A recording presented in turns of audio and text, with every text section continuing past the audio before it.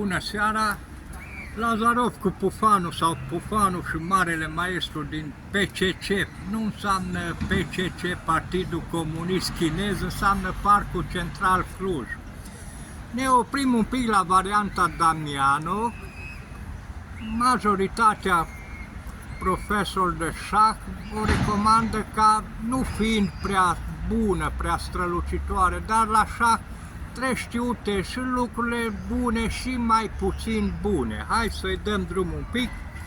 E4, E5, scoatem calul, apără și dacă calul bate la E5, F6, ia calul, urmează șah și câteva variante. Dacă împingi pionul, bate cu șah, ia turn.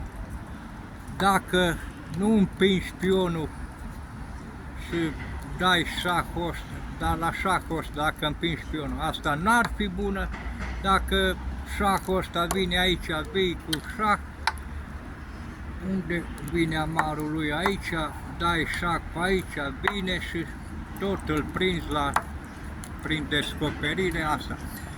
Deci indicat e să nu iei cu calul E5, bun, dar la mine ce-am pățit odată, m-a bătut unul, m-a zăpăcit în varianta Damiano.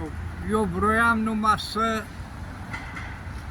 învăț de la mine însumi, nu din alte teorii, și nu-i bine să procedăm așa. M-a bătut odată, eram pe coridor la un spital și a trecut o doctoriță și îmi sare în ochii de pe ei cu son.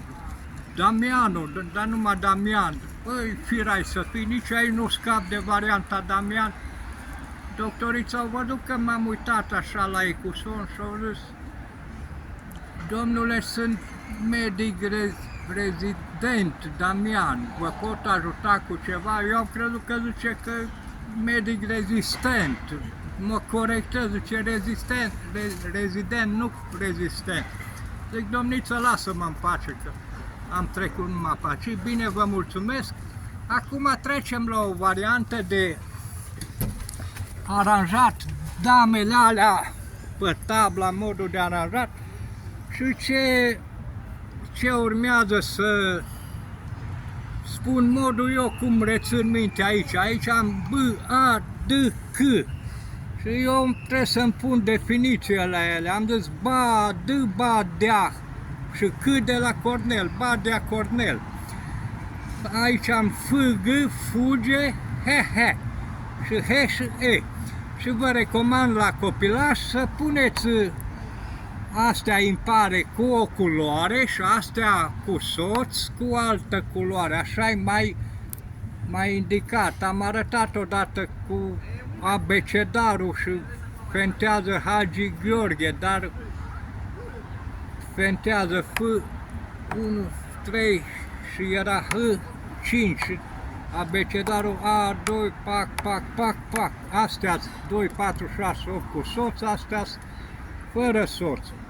Dar dacă greșim un pic și punem, deci fentează F, E, H, G, G-ul pe unde ar veni? Aici. Dacă îl punem aici, să țin greșelile lanț. Aici bate cu ăsta, bate cu ăsta, bate cu ăsta. Deci dacă îl punem corect, nu se mai intersectează cu nimic. La șah e deosebit de important să învățăm și greșit și cu greșeală și după aia ne dăm cu seama mai bine dacă jucăm fără greșeală și tindem spre mai bine. Bine, vă mulțumesc cu tuturor. Pufanu și cu Lazarov vă transmite noapte bună tuturor. Bravo!